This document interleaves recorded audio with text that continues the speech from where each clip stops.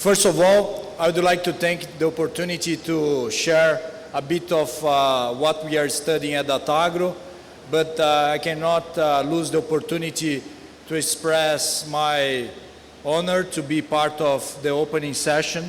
And I would like to express my friendship to Dr. Desmond, which is a very close friend from DATAGRO and from myself, and all the thanks for the VSI family members. I'm very impressed with the organization, the care and the size of the event. The invitation was to share DATAGRO's view on the roadmap of sugar independence, food security and energy transition based on a sustainable bioenergy production. We're going to discuss today what were the steps that Brazil developed in the past 40 years to achieve these three important stage, which is food security and energy transition. If we can analyze on a macro perspective, the biggest change what happened in Brazil is the change of the concept of the good.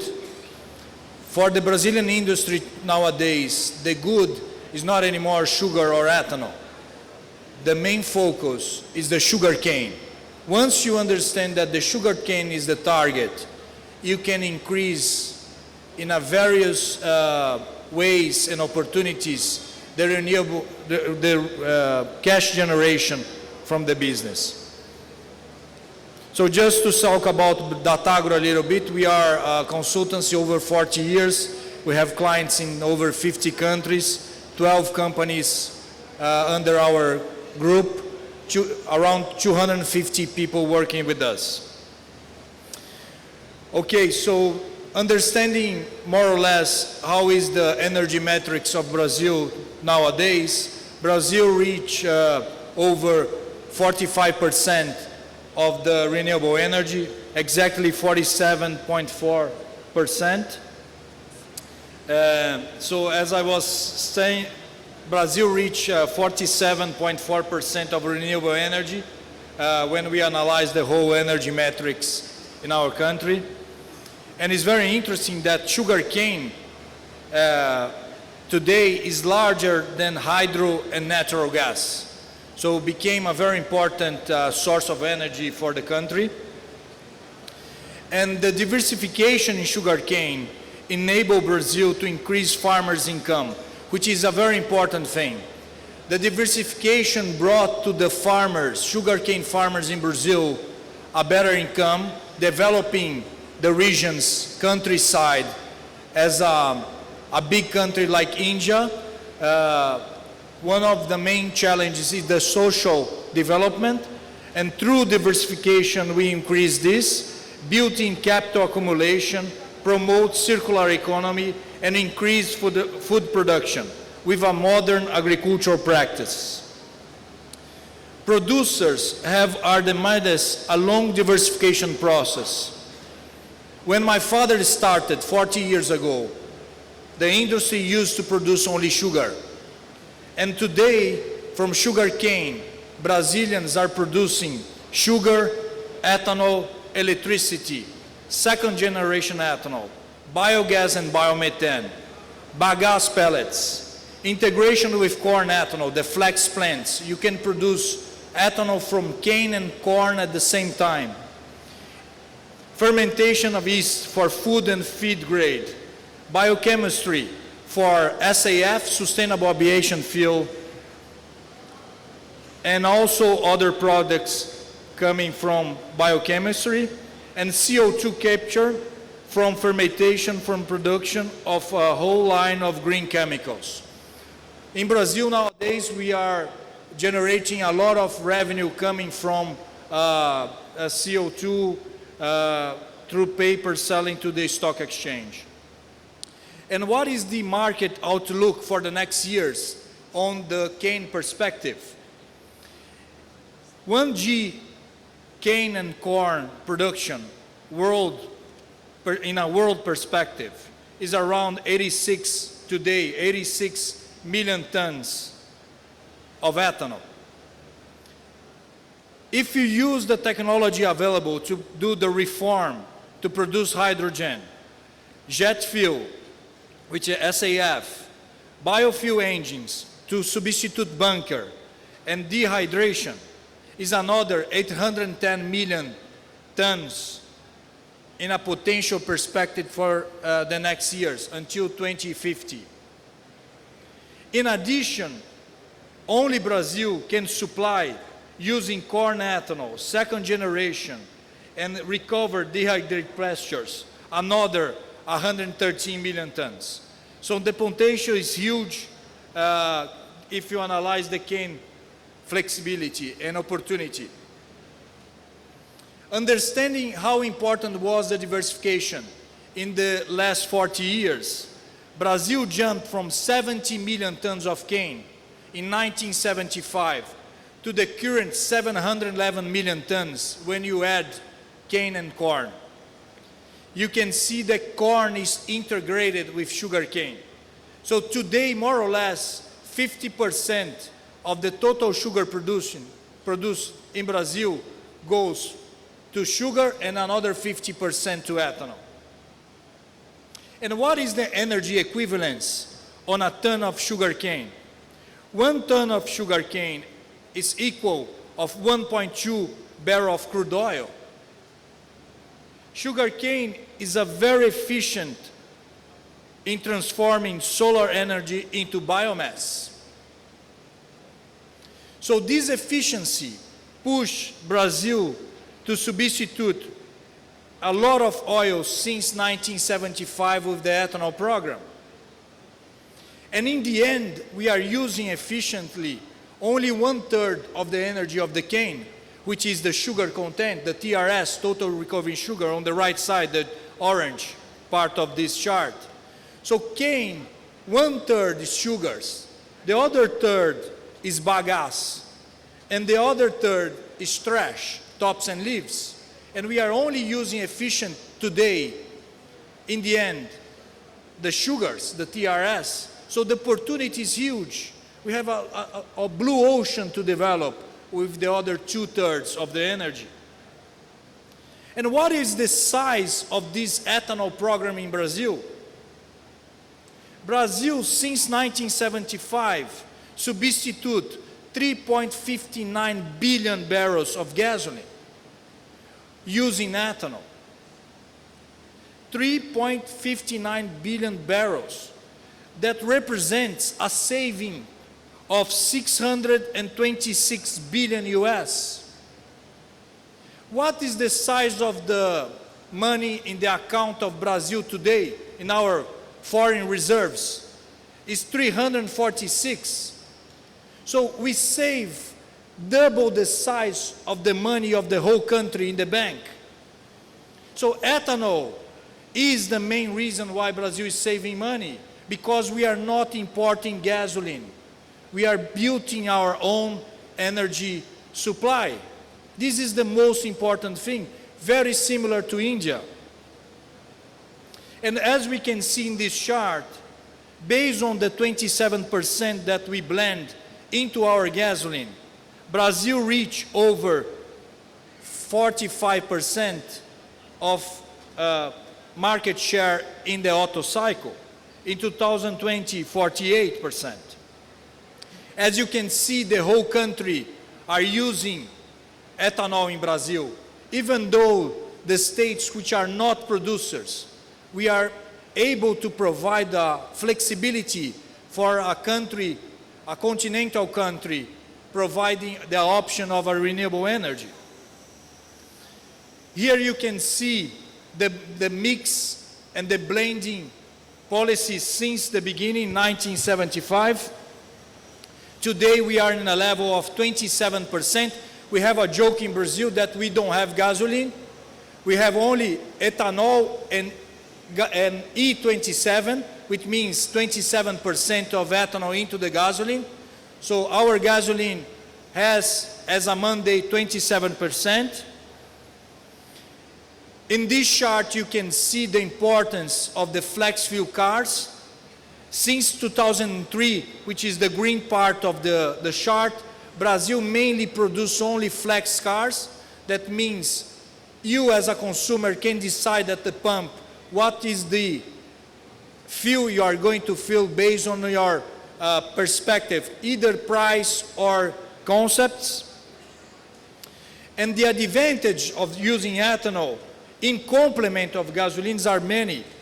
Provides longevity and sustainability to gasoline use, utilizes existing infrastructure, is a drop-in technology.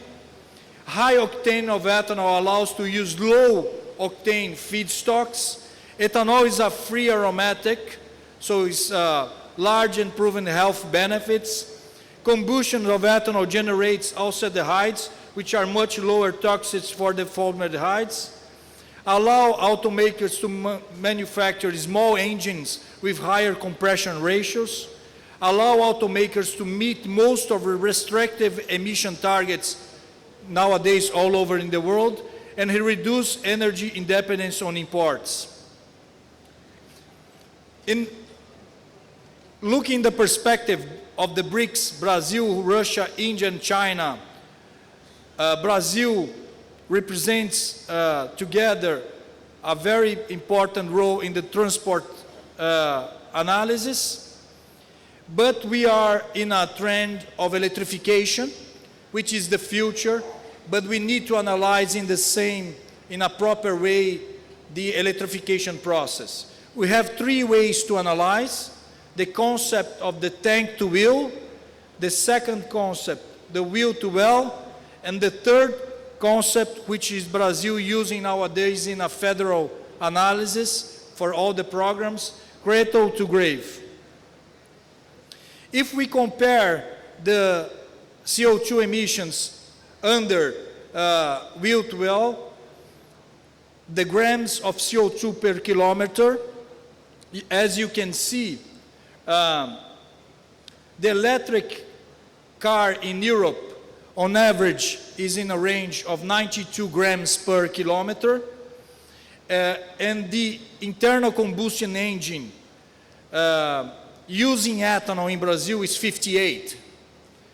The future, which is the hybrid, and the future is today, my car is this one here, the hybrid ethanol. I use ethanol in an electric car. In Brazil, it's 29 grams of CO2.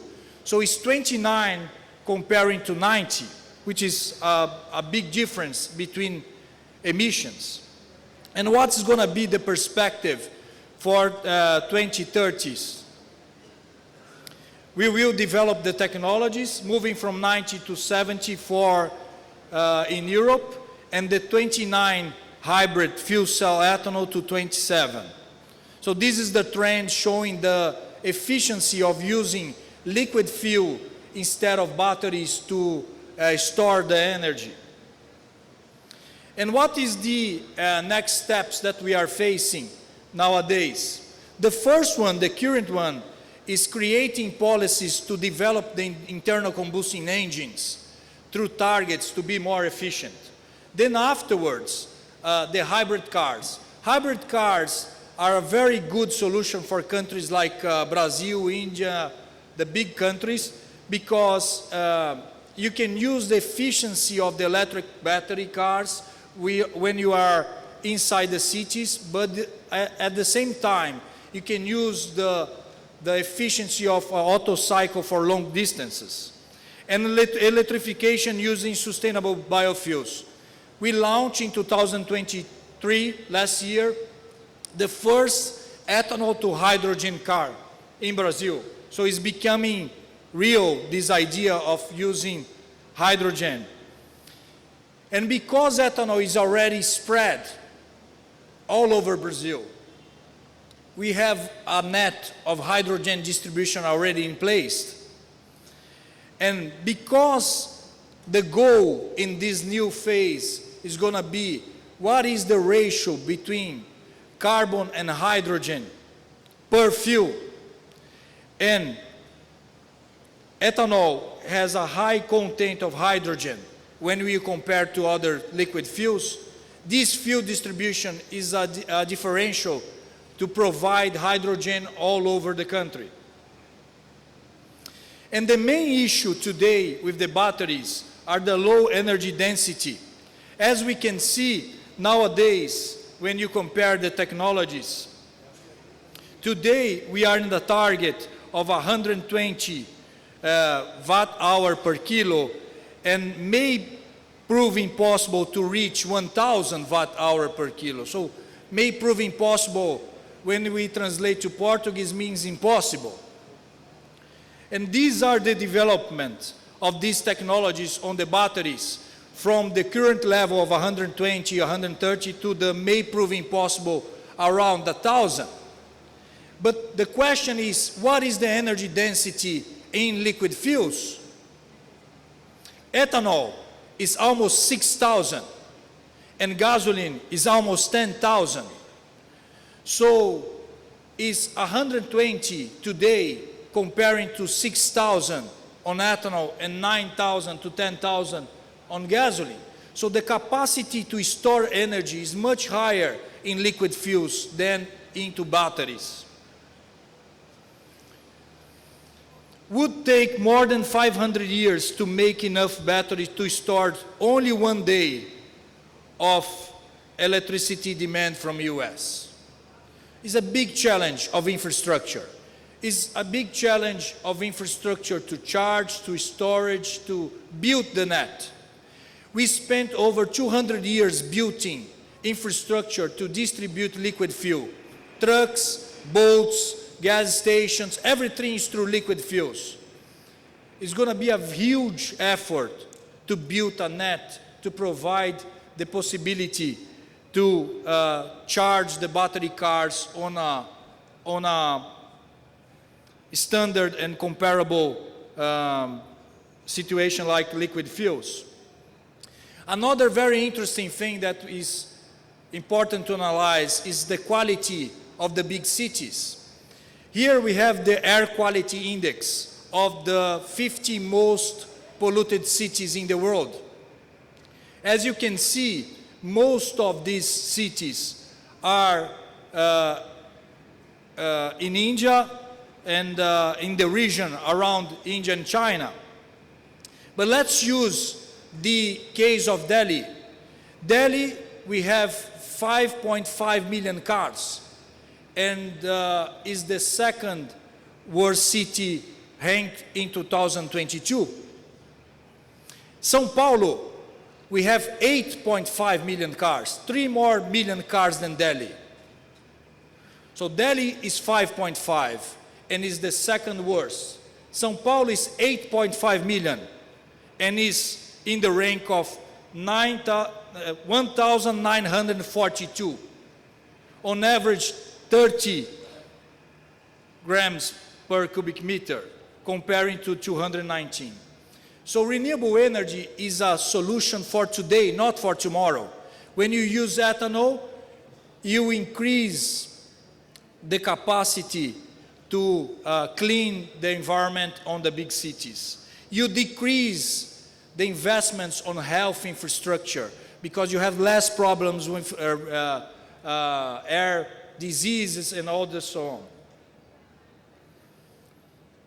The world is increasingly interested to the green energy, the green hydrogen, but it's difficult to distribute when you use solar to break down the process.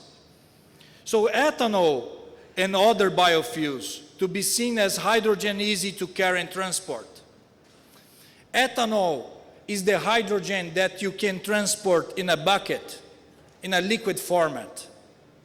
If you compare how many hydrogens per carbon, ethanol has 3 atoms of hydrogen for each carbon.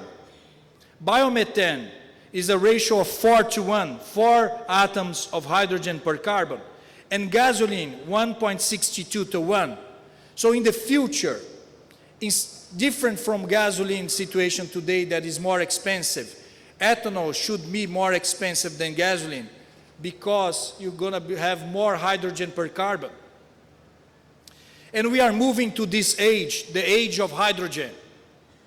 Not the hydrogen captured and storage in high pressure bar tanks, costly and risky with titanium tanks, but the hydrogen that represents the high density, low carbon footprint, sustainable production, and advanced biofuels such as ethanol, biomethane, and biodiesel. The future is showing to us produce ethanol. The world is demanding clean energy and a fast solution for the climate change. And we can use the US case, the Brazilian case to disseminate to other regions, tropical regions that produce a lot of biomass through sugarcane. So just to finalize, I want to share also the DATAGRO perspective, what is happening on the sugar industry on a yearly basis. Brazil is going to produce over 650 million tons of cane this year, 650. But the interesting is that we increase over 20% of the cane supply this year, mainly because of the good weather, a lot of rain in Brazil. So a delta of almost 100 million tons of cane from last season to this season. And we can see in both regions, center-south and the northeast. So just to compare here, the evolution, in 22-23, Brazil produced 548 million tons of cane. And this crop, 23-24, 649. 100 million tons on delta, more cane coming from Brazil. And we produce much more sugar comparing to the last season, from 33.73 million tons of sugar to 42.23. Brazil is maxing sugar because of price, as everybody is trying to produce as much as we can. But thanks God, we create the corn ethanol sector, because last season we produced 4.43 billion liters of corn ethanol, and this season 5.9. So although we are maxing sugar and lowering ethanol from cane, we are being able to produce ethanol from corn in the last season. DATAGRO is estimating from next season 7 billion liters of ethanol coming from corn, which is a very important market share that they achieve. So what are our forecasts for the next season? Center-South, DATAGRO for sugar, estimates 43.1 million tons of sugar for next season. In Center-South, 3.55 for Northeast, and 28 million tons of sugar for India, because of the challenge on climate changes that we are facing nowadays. And here we have all the other countries, the main producing regions, just to share with you. This is our world S&D. We just changed from a deficit situation to the current net situation, which is zero, not a small surplus from 24-25 crop. And this is the reason why we are in this level of prices.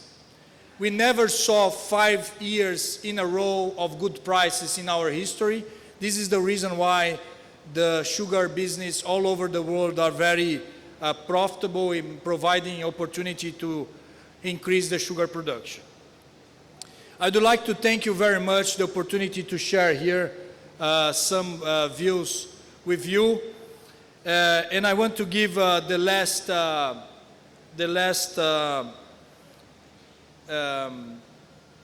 topic from this presentation. We never saw this situation in a high recognition of ethanol globally. The world is recognizing in many regions like ethanol is a easy, fast, and prove technology. We can see these movements in India, very strong, this mix process, very important to develop the India market. Southeast Asia, many countries in Southeast Asia are using this experience to increase their ethanol use. And this block will for sure work together for the next 50 years to show that is a feasible and complementary technology for our regions. Again, Dr. Desmond, thank you very much for the invitation. It's an honor for me to be here, and I'm free to any questions. Thank you very much.